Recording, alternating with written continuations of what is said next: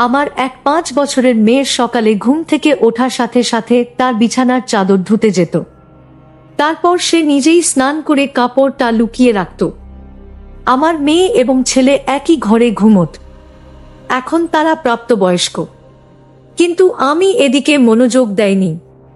মেয়ে দিন দিন দুর্বল হয়ে যাচ্ছিল এবং সন্দেহ হচ্ছিল। তাই আমি একদিন তার ঘরে গেলাম। এমন ভাবে ওরা কথা বলছিল যেন স্বামী স্ত্রী।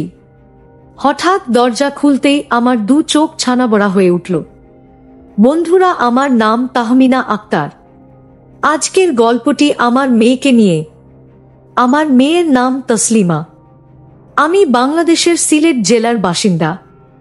আমি বিধবা হওয়ার পর আমার মা বাবা আমার দ্বিতীয় বিয়ে এমন একজন লোকের সাথে দেয় যার আগে থেকেই একটি ছেলে ছিল। আমারও একটি মেয়ে ছিল। আমার বিয়ের পর আমার ছেলে আর মেয়ে একই ঘরে শুতো। আমার মেয়ে রোজ তার বিছানার চাদর পাল্টাত। সে লুকিয়ে লুকিয়ে চাদরটা কাচত। সে মাঝে মাঝে অজ্ঞান হয়ে পড়ত। সে অনেক দুর্বল হয়ে গিয়েছিল। একদিন আমি ভোরবেলা উঠে আমার মেয়ের ঘরে চলে যাই। সেখানে গিয়ে আমি যে দৃশ্যটা দেখি সেটা দেখে আমার লজ্জায় মরে যেতে ইচ্ছে করছিল। ভগবানের কাছে শুধু এটাই প্রার্থনা করি তিনি যেন কোনো মাকে কখনোই এমন দৃশ্য না দেখায়। ঘরেই আমার ছেলে আর মেয়ে। আমার বিয়ের 2 বছর পরে আমি বিধবা হয়েছিলাম। তখন আমার বয়স ছিল 9 বছর। কারণ আমার মা বাবা 7 বছর বয়সে আমার বিয়ে দিয়ে দিয়েছিল। আমি তাদের একমাত্র মেয়ে ছিলাম। কিন্তু আমার 1-2 মনে হতো যে আমি তাদের কাছে 1-0 বোঝা। তারা আমাকে নিজের মেয়ে মনে করত না। আমার জন্মের পর আমার মা খুশি হয়নি। আমার বাবা একটি ছেলে চেয়েছিল। তাই হয়তো আমি হওয়াতে বাবা খুশি হয়নি। বাবা সব সময় আমার থেকে দূরে থাকত। বাবা আমাকে নিজের সন্তানের মতো ভালোবাসতে পারেননি। উনি আমাকে দেখলেই রেগে যেতেন। আমাদের পরিবারের দ্বিতীয় বিয়ে করার নিয়ম ছিল না, তাই বাবার বিয়ে করতে পারেননি। সেই কারণে বাবার আমার উপর খুব রাগ ছিল। তাই বাবা তাড়াতাড়ি আমার বিয়ে দিয়ে দিয়েছিল। আমার স্বামী একটি সরকারি স্কুলে পড়াতেন। আমাদের একটি 3 বছরের মেয়ে ছিল। একদিন হঠাৎ স্কুল থেকে ফেরার পথে আমার স্বামীর অ্যাক্সিডেন্ট হয়, আর তিনি মারা যান। আমার স্বামী মারা যাওয়ার পর আমার দিন খুব কষ্টে কেটেছিল। আমার উপর অনেক দায়িত্ব এসে পড়েছিল। কিছুদিন পর আমার শ্বশুর শাশুড়ি আমাকে আমার বাপের বাড়িতে পাঠিয়ে দেন। আমি তাদের উপর বোঝা হয়ে উঠেছিলাম। তারা তার ছেলের মৃত্যুর জন্য আমাকেই দায়ী করতেন। তারা এমন করতেন যেন আমি তাদের ছেলেকে মেরে ফেলেছি। আমি আর চুপচাপ আমার মা বাবার বাড়িতে চলে আসি। মা বাবার কাছে তো আমি আগে থেকেই এটি বোঝাছিলাম। আমি আমার মেয়েকে জড়িয়ে ধরে খুব কাঁদতাম। কিছুদিন পর আমার মা বাবা আবার বিয়ে দিয়ে দেন। এবার তারা এমন একজন লোকের সাথে আমার বিয়ে দেন যার আগে একটি বিয়ে ছিল, আর সেদিকে তার একটি ছেলে ছিল, আর আমারও একটি মেয়ে ছিল। আমাদের দুজনের অবস্থা একই রকম ছিল। তাই আমাদের বিয়ে হয়ে যায়। না হলে তখন আমার জন্য কোনো ভালো সম্বন্ধ আসছিল না। তার ছেলে আমার মেয়ের থেকেও 1 বছরের ছোট ছিল। তার ছেলের নাম ছিল মারুফ, আর আমার মেয়ের নাম ছিল তাসলিমা। আমরা 4 জনে মিলে সুখে সংসার করতে লাগে। দেখতে দেখতে অনেকগুলো বছর কেটে যায়। এখন আমার মেয়ের বয়স 7, আর মারুফের বয়স 6। এখন মারুফের বাবা পৃথিবী ছেড়ে চলে গেছে। উনি অনেক দিন ধরে রোগে ভুগছিলেন। উনার অনেক রকমের অসুখ ছিল। উনি চলে যাওয়ার পর বাড়িটা একদম ফাঁকা হয়ে গিয়েছিল। আমাদের নিজের বাড়ি ছিল, তাই ভাড়া দেওয়ার চিন্তা ছিল না। আমাদের বাড়িতে একটি ছোট দোকান ছিল। একদিন আমি ঘুমাচ্ছিলাম। হঠাৎ আমি একটি আওয়াজ শুনতে পাই, যেটা শুনে আমার ঘুম ভেঙে যায়। আমি বুঝতে পারি যে আওয়াজটি মারুফের ঘর থেকে আসছিল। আমি দৌড়ে মারুফের ঘরে গিয়ে পৌঁছি। সেখানে গিয়ে দেখি মারুফের ঘরের ছাদটা ভেঙে গেছে। আমার ভয় হয় যে মারুফ ছাদের নিচে চাপা পড়ে যায়নি তো। আমি একটু কাছে গিয়ে দেখলাম যে মারুফ সেখানে নেই। মারুফ হয়তো বাথরুমে গেছে। ও খুব জোর বেঁচে গেছে। আমি আল্লাহকে ধন্যবাদ জানাই যে মারুফ নিরাপদে আছে। ওর কিছু হয়ে গেলে আমি ওর পরপারের পিতাকে কি করে মুখ দেখাতাম। কিন্তু আমাদের কাছে এখনো তো টাকা নেই যে আমরা মারুফের ঘরটা মেরামত করতে পারবো। আমি ঘরটা যেমন আছে সেরকম ভাবে রেখে দিলাম। আমি গিয়ে রান্নাঘরে আমার বিছানা করলাম আর আমার ছেলে মেয়েদের ঘরে শুতে বললাম, কারণ তখন শীতকাল ছিল আর বাইরে খুব ঠান্ডা ছিল। আমার ঘরে একটাই বিছানা, সেখানে দুজন খুব কষ্টে শুতে পারত। আমার ছেলে আর মেয়ে দুজনকেই এখন একই ঘরে শুতে হতো। একদিন সকালে মারুফ তাড়াতাড়ি উঠে জলখাবার খেতে চলে আসে, কিন্তু তাসলিমা তখন ঘুমাচ্ছিল। এতে আমি অবাক হই, কারণ তাসলিমা রোজ ঘুম থেকে তাড়াতাড়ি ওঠে। আজও এত বেলা অবধি ঘুমোচ্ছেন কেন? আমি তাসলিমাকে ডাকি কিন্তু তার কোনো সাড়া পাওয়া যায় না। তারপর আমি তার ঘরে গিয়ে দেখি সে অজ্ঞান হয়ে পড়ে আছে। এটা দেখে আমি খুব ঘাবড়ে যাই। আমি মানুষকে বলি তাড়াতাড়ি একজন ডাক্তার ডেকে আনতে। ডাক্তার এসে বলে যে তাসলিমা খুব দুর্বল ও শরীরে রক্ত কমে গেছে। তাকে দিয়ে কোনো ভারী কাজ করানো ঠিক হবে না। তাকে আর এখন আরাম করতে দেওয়া উচিত।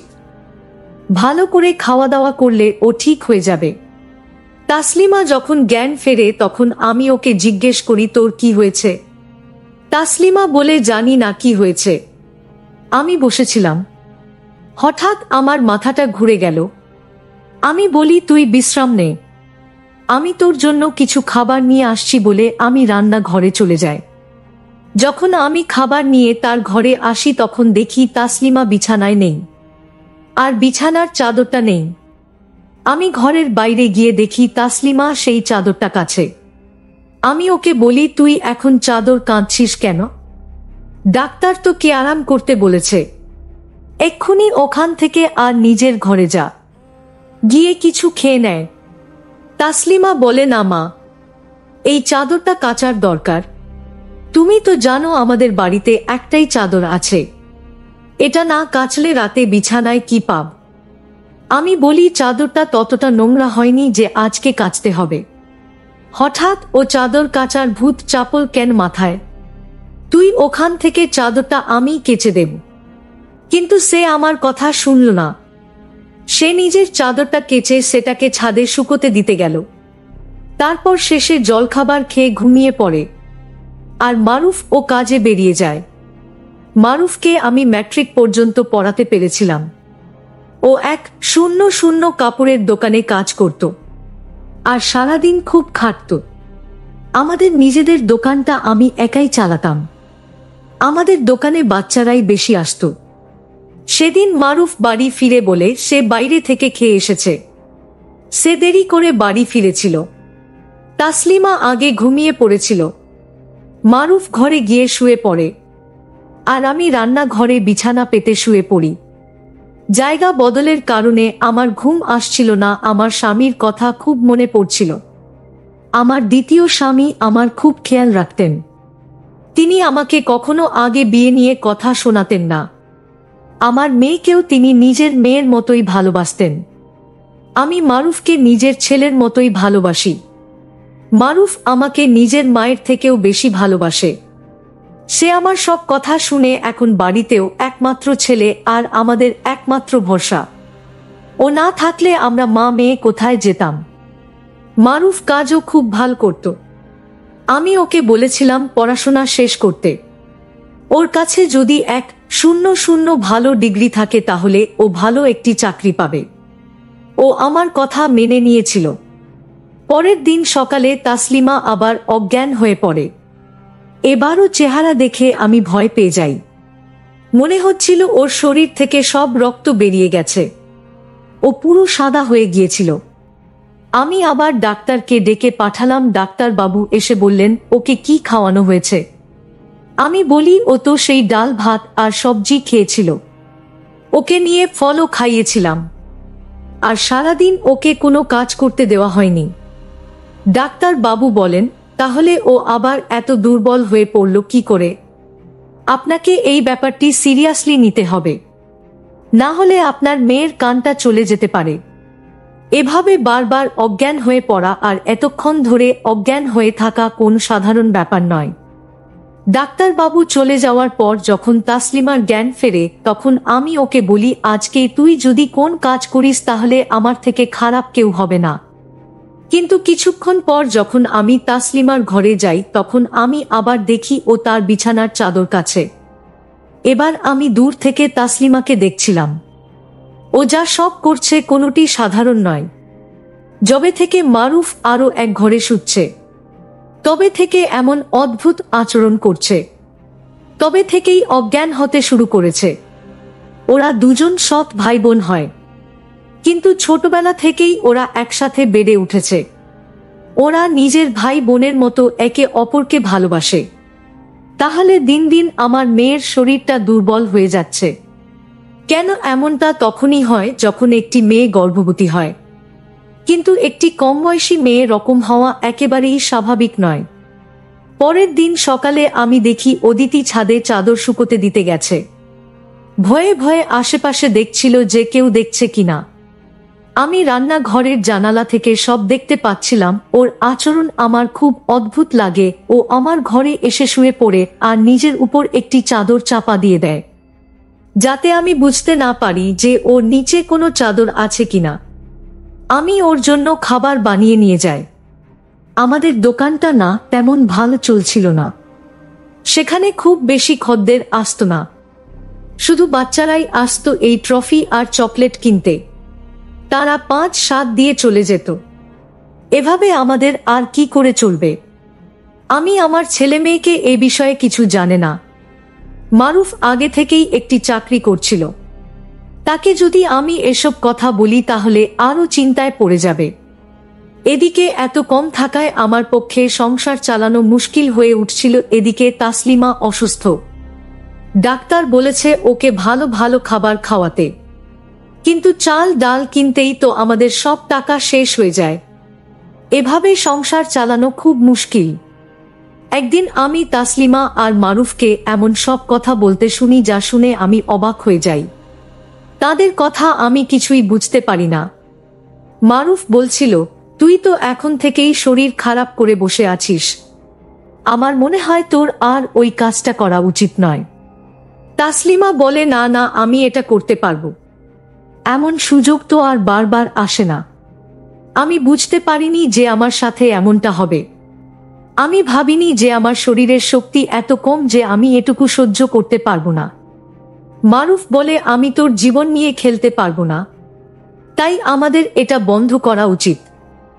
তাসলিমা বলে, এটা তো মাত্র কয়েক সপ্তাহের ব্যাপার, তারপর আর এমন সুযোগ আসবে না। ওরা কি কথা বলছে?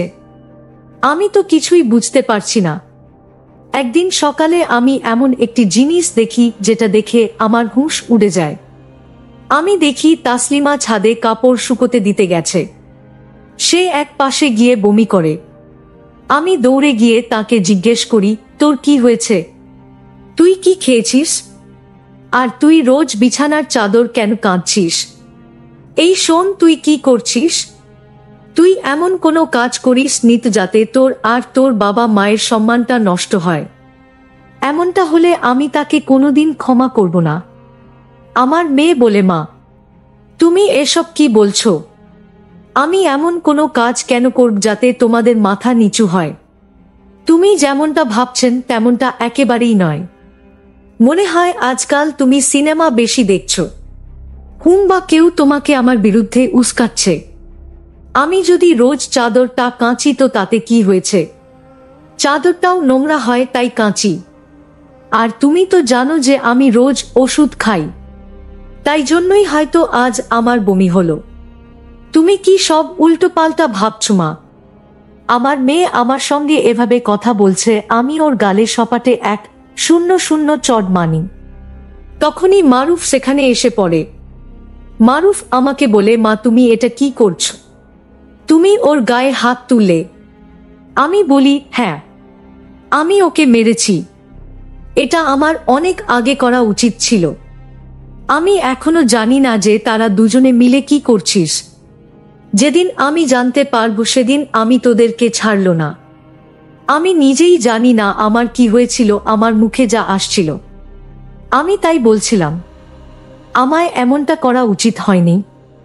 সেদিন রাতে হঠাৎ আমার ঘুম ভেঙে যায়, আর আমি দেখি আমার ছেলে মেয়েদের ঘরে লাইট জ্বলছে।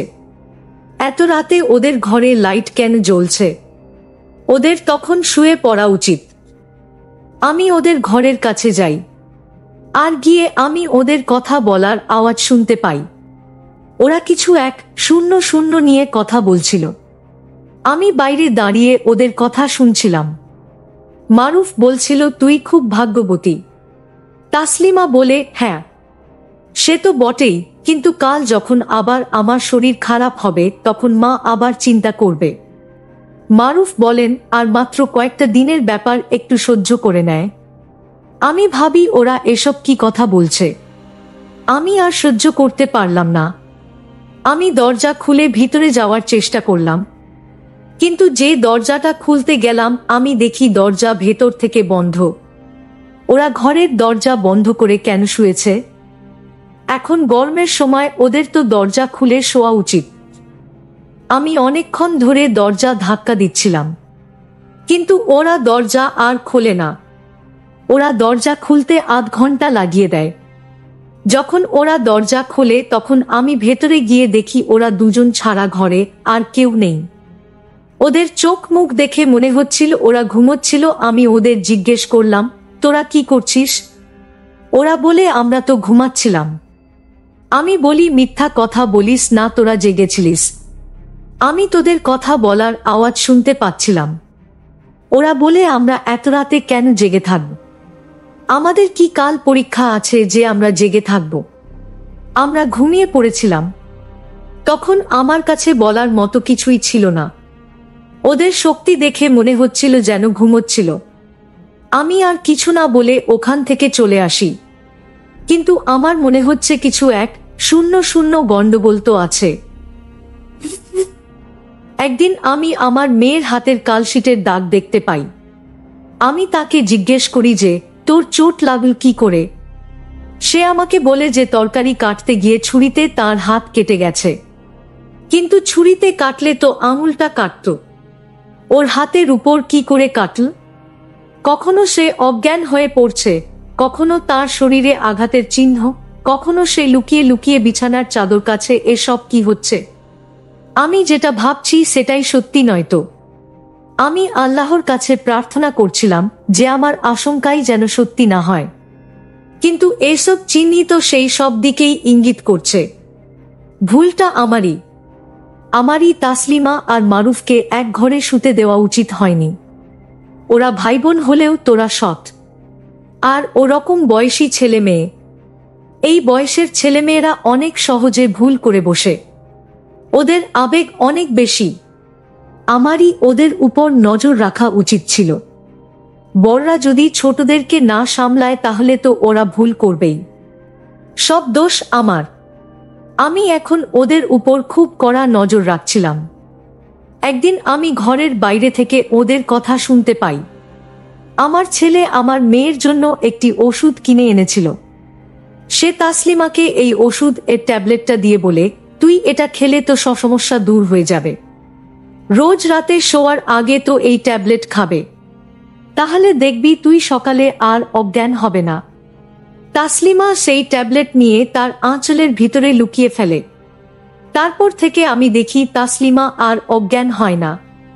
কিন্তু একদিন হয়তো সেই ট্যাবলেটটা শেষ হয়ে গিয়েছিল, তাই তসলিমা আবার অজ্ঞান হয়ে পড়ে।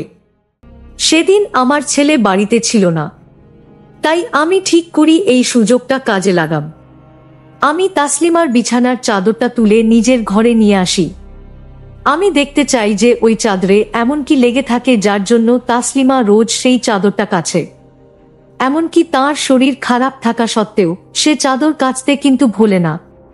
আমি চাদরটা ঘরে নিয়ে এসে সেটাকে খুলে দেখি। প্রথমে আমি কিছুই দেখতে পাই না, কিন্তু যখন আমি আরো ভালোভাবে দেখি তখন আমার চোখে পড়ে যে গোটা চাদরের সাদা সাদা চুল লেগে আছে।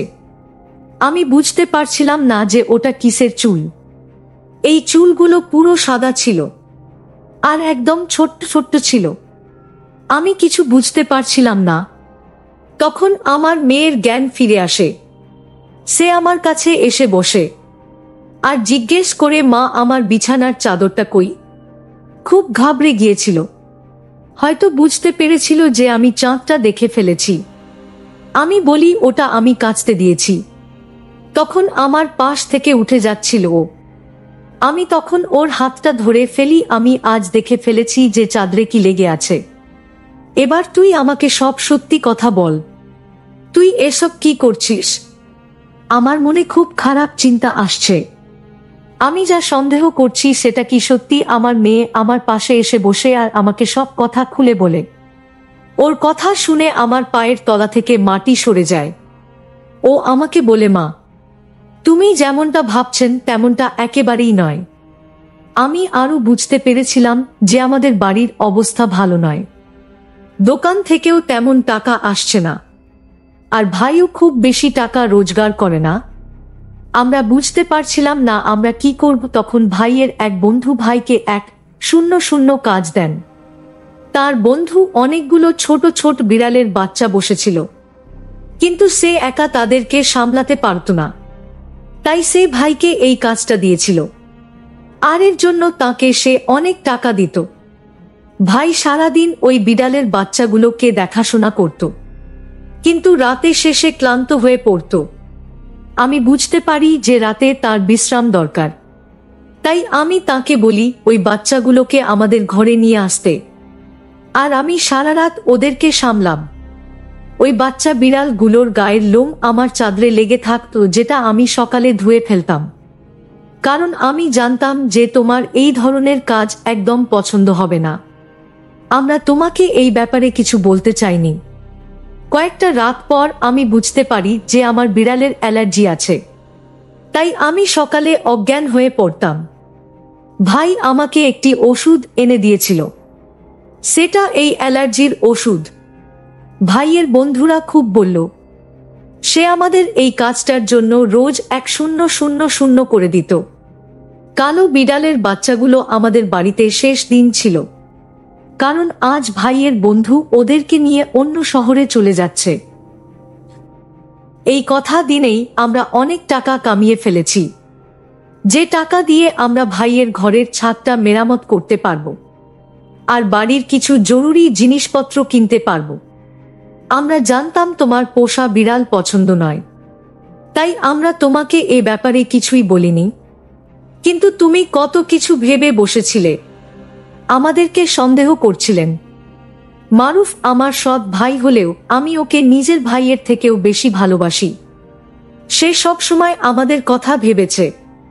তার আত্মীয়রা অনেক বলল ও চাইলেই তাদের কাছে গিয়ে থাকতে পারত, কিন্তু ও আমাদেরকে দেখবে বলে এখানে রয়ে গেছে। আমার খুব আফসোস হয় এই ভেবে যে আমি ওদেরকে সন্দেহ করছি। ওদের সম্পর্কে কত কিছু ভেবেছিলাম, কিন্তু ওরা সত্যি কত ভালো।